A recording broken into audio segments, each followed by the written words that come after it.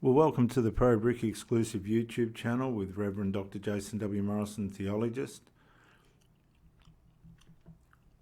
also known as Pro Bricky from the Pro Bricky Facebook page, and we have a Pro One Theologist YouTube channel as well. But for Pro Bricky for now, we are doing family dynamics, and this is the next installment. This lady's really good. Sally Harris had a lot of trouble with her adult child or children. She's trying to help mums out. Hi everyone. Are you feeling judged as a parent? Are you a mom that is feeling judged by other moms, by your own family, by your child, whomever? Let's talk about that today.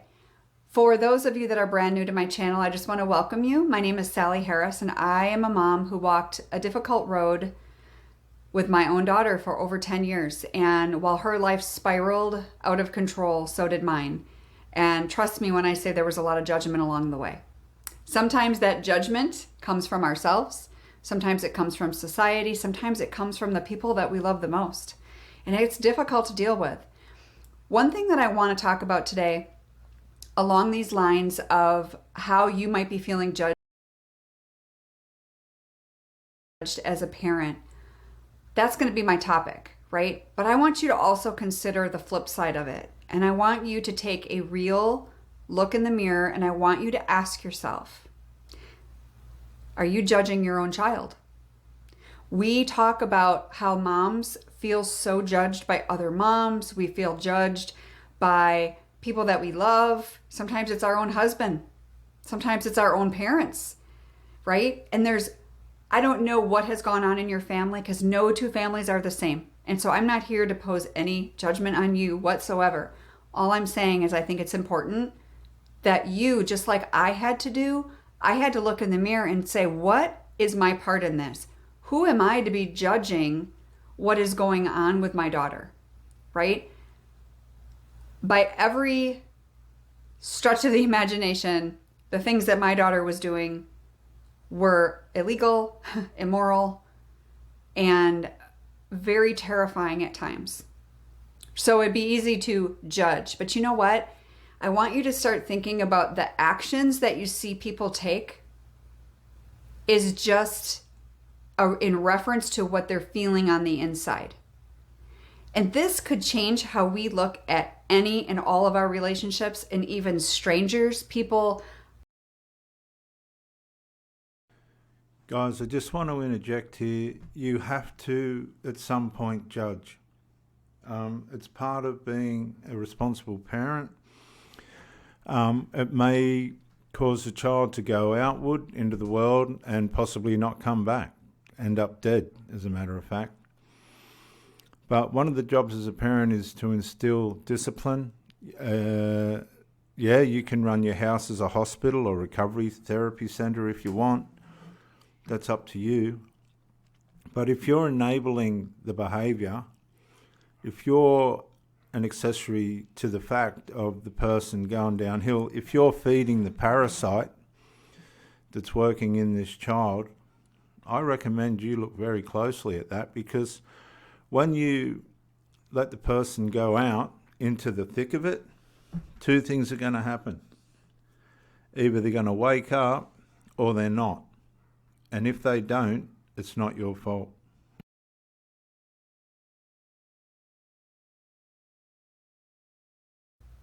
On the street, homeless people, all of the things. And I'm saying all of this because I feel like I used to be a judgmental person.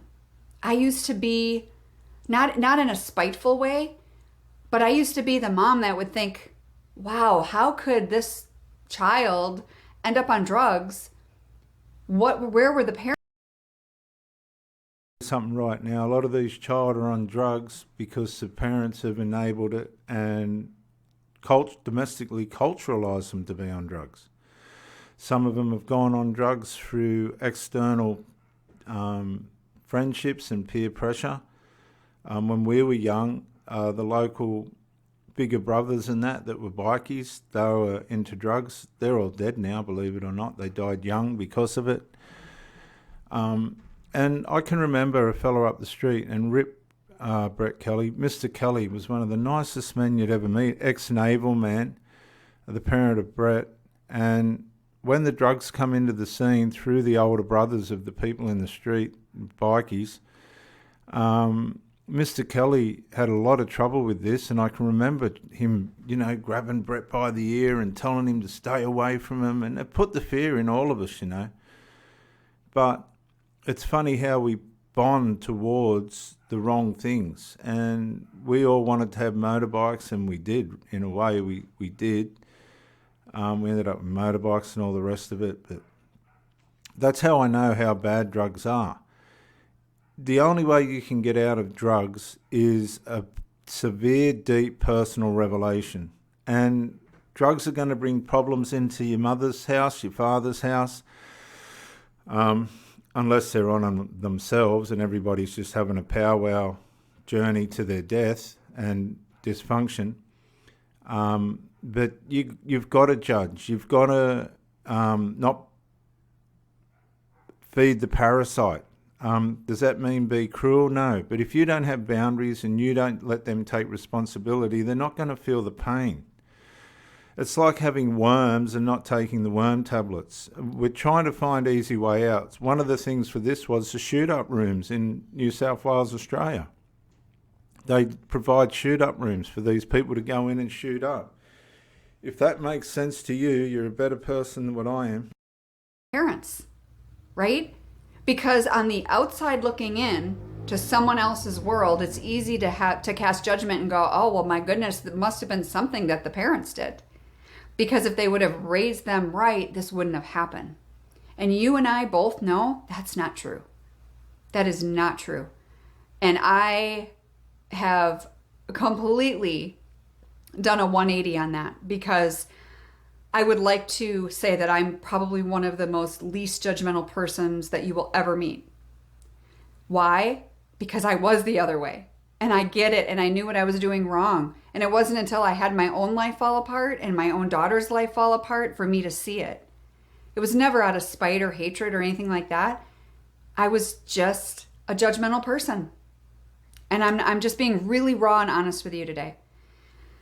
I think this is so important because we need to look at our own children who you love, even though they are breaking your heart right now and you are full of all these emotions and all these things that you need to work through in order to get to the other side. You can stay stuck in them if you want to, but you're never going to get to the other side. And the whole purpose and the whole idea here of working through all of these things is kind of twofold. One, I'm hoping it's for yourself first. And that may not be the case for you right now. It wasn't that way for me right in the beginning. My whole goal was to restore my relationship. But one thing I learned along the way, when you talk about judgment, one thing I learned along the way is that if I wasn't taking care of myself first, my mind, my emotions, me judging other people, me judging myself, me judging my daughter. It's really easy to do that. But if I wouldn't have looked at me first and just focused on the relationship with my daughter and... Guys, I really have to say, even the good Lord said, don't judge, because you become what you judge. And it's not about judgment. It's about discernment. And discernment is an incredible thing. When people that aren't used to drugs and the drug lifestyle and what it does and where it ends up with suicide, internal domestic dysfunctions galore, you cannot let these people run your home. Now, you brought these people into the world and all this other stuff, but you can't save someone from what they're allowing the world to do to them. There's professional places out there and all the rest of it. I know people that they've lost everything. They've lost their marriages, they've lost their houses, they've been stolen from, they're in hundreds of thousands of dollars debt because of these children's drugs habits. I'm telling you right now, you've got every right to protect yourself from these people. And you should have a conscience if you're the one that's culturalized it. And if not, if these people, look, you around here in Gosford, we see them all the time, just wandering the streets, in and out of the methadone clinics and that. And there's kids smoking dope all over the place and all this. But if you want to enable it, that's up to you. You live with that on your shoulders. It's only going to be the person themselves that is going to want to change. And usually it comes to a point of desperation where they've just had enough of it. They've realised it's not right. They've realised it's really not going to get them anywhere and it's time to get out. That's how it works, guys. You've got every right to judge. If you don't like drugs and all that stuff and rubbish that comes with it, you better set up boundaries, man, because these people will take you down. They'll ask for money. How many mothers and things are providing money for these little drug addict people? They want to be on the habit, but they can't afford it themselves. How many of these people are asking to stay at their parents' place without paying rent? My children get 1 week to sort their shit out, and if they don't, they're out. They get kicked out. And I tell their mother, don't house them, because we haven't lived together for over 20 years, but we all get on. There's evasive action and there's passive action, and you can mix the two together, and they'll come in. They'll come, how many times are you going to take someone in with no skin on them, drugged and full of alcohol? Ring the police. Honestly, that might sound firm and hard, but it's just the way it is. It's just the way that it is. Getting my family back together, if that was my only focus, how would I have come out a better person? I would have still been that same hurting girl that I was as I was being a single mom for 6 years and raising 3 kids. I still had my own issues that I had to deal with.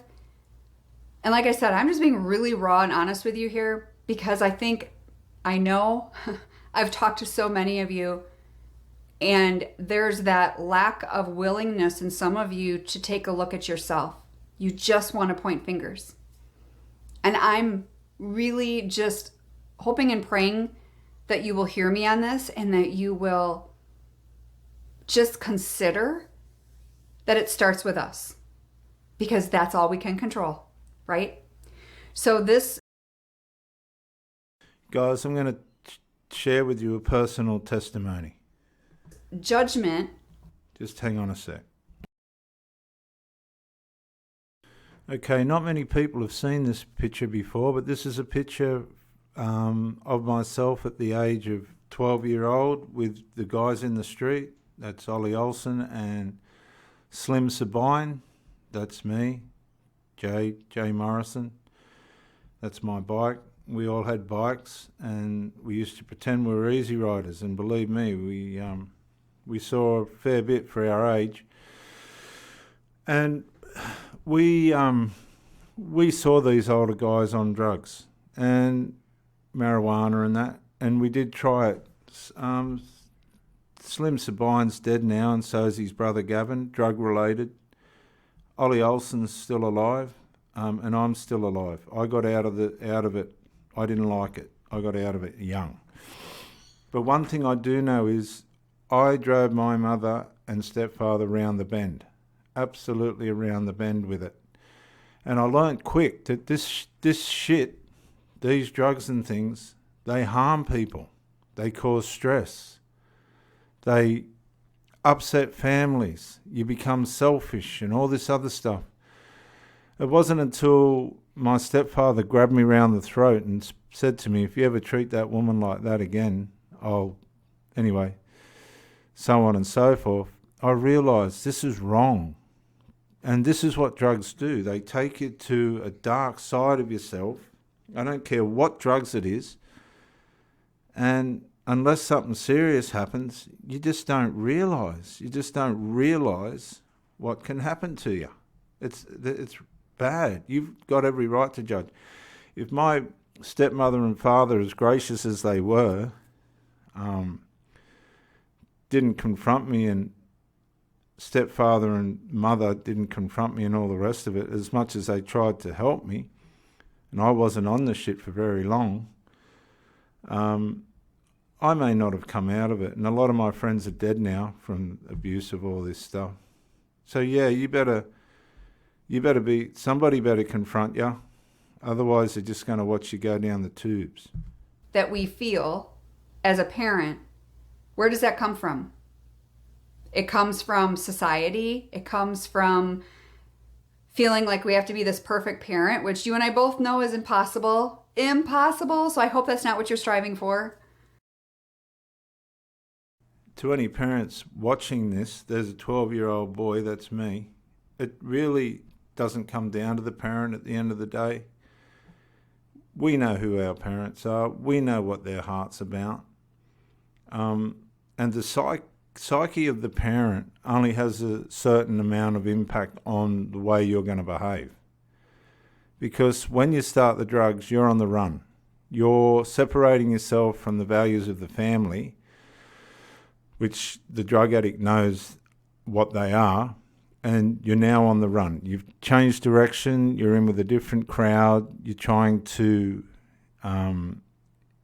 introduce your life to values and morals that are outside what your parents have taught you. So you know when you come back to that house what the morals are and what the rules are, and that's what causes all the aggravation, because you're living against them. And that's what I learned. I learned that upsets everything. That upsets the moral fabric and fibre and values of the household. And that's why parents get tired of it and go, you really just, you've got to wake up yourself. And some do and some don't.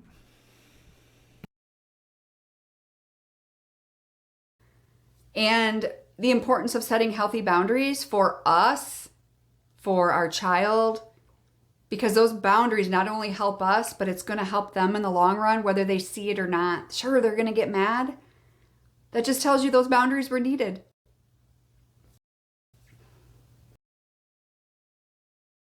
Right. She's 100% right. Without boundaries, the person on the drugs has got nowhere or anything to work with to come back into alignment. Boundaries put people into alignment.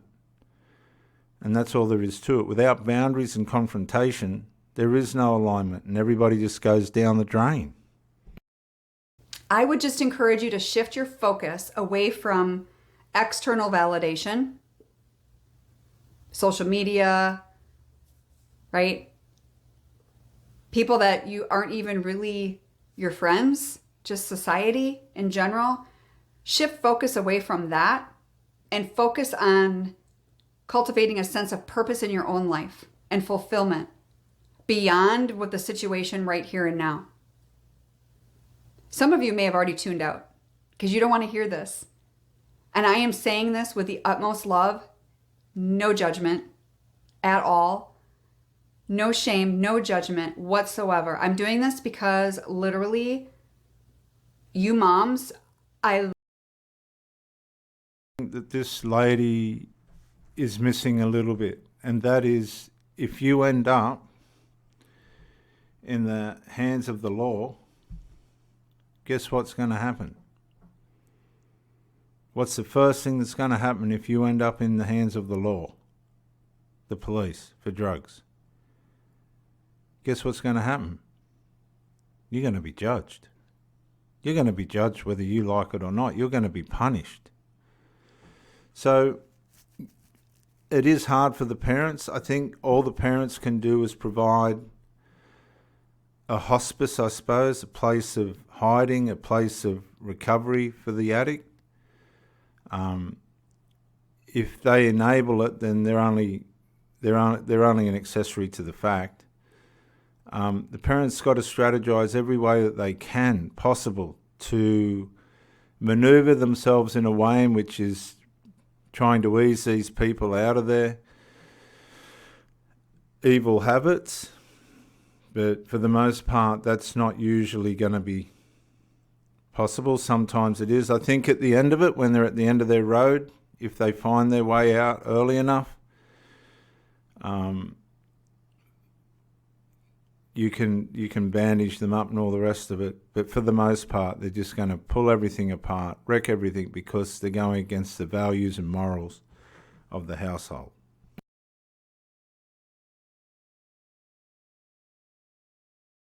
I love that, first of all, that you're here watching, because that tells me that you're wanting more, and that you're at the beginning, whether you're at the beginning or the middle, but you are willing to do some work. I believe it, because you wouldn't even been searching for this. You wouldn't have been. Let me say, guys, there is a beginning in the middle, but there's also an end. And for these drug addicts, that end can come way too soon. And usually big if, they find their way out of it, they want to try and do everything they can to stop people from ending up down that road. Some people don't find their way out of it. Some people are going to smoke dope until they die and feel justified for it. And they're going to take their kids with them and everybody else with them that they can. There's a culture out there now that's just so self-justified to meet an ends that they're just going to go down the drain because they choose to. But the ones that come out of it and want to help people, ones like this woman here, Heidi Rain. Where is she? Just here. You might want to suss this lady out. Addiction and Codependency Recovery with Heidi Rain. She's really good. They turn around and they want to help people. Okay, that's the difference. Some come out, some don't. For the most part, they don't come out. Searching for this video, right? So that tells me that you're already at the place where you're like, okay, I may not know how to change, but I know I need to, and what do I do next? And so if that's you, and you and I have never chatted. I understand this lady to a point. Is she saying that people need to be stronger within themselves? Because you changing better not be changing to suit the addict, because there's no enablement allowed. If you're enabling addicts, you're no different to the devil. So I hope she's talking about changing to just protect yourself and be strong, because the addicts will ask you for money, they'll take your money, they'll leave you broke, they'll rely on you for rent, they want to eat your food. Let's get real. Addicts are pretty well fucking grubs. And you can glorify it and pretty it up and doll it up. It's like taking a scarecrow and trying to turn it into a Barbie doll. It's not going to happen. Until they come to that place where they've had enough, I wouldn't be too concerned about changing anything. Some people die. Some parents watch their children die. And that's just the way it is, man. Because they'll take you down, they'll leech on you, they'll bludge on you, and if you're enabling it, well, you live with your conscience. Before, I have what's called a discovery call, and it's a 30-minute consultation where I can learn more about what's going on with your child, but really about you, because it starts with you. I need to know how this is affecting you so I know how to help you. And so if that's you, click the discovery link below and you can check out the calendar and sign up for that. That's the first step into anything and everything that I do. And so I hope this blesses you today. I hope that, if you need to rewatch this video, rewatch it. But I hope it speaks to you, because it truly is coming from my heart. And so in the comments, I would love to hear your thoughts on this. I would love to hear what you have to say. What is the one thing that maybe you can start focusing on when it comes to you?